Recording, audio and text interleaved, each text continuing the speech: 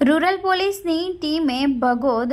Coastal highway 3 રસ્તા પાસેથી એક વેરના કારમાંથી 28,800ના દારૂ સાથે ચાલકને ઝડપી અન્ય 3ને વોન્ટેડ જાહેર કર્યા।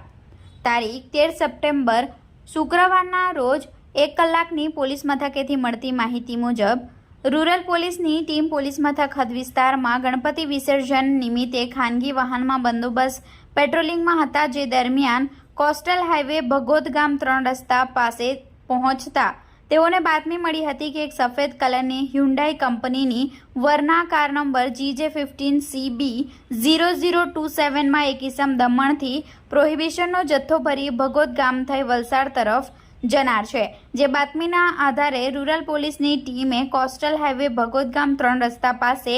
બાતમીવાળી કારની વોચ ગોઠવી હતી। દરમિયાન બાતમીવાળી કાર આવતા પોલીસની ટીમે ઊભી રાખી તપાસ કરતા કારમાંથી કુલ 12 પુઠ્ઠાના બોક્સમાં દારૂનો જથ્થો મળી આવ્યો હતો। ચાલકને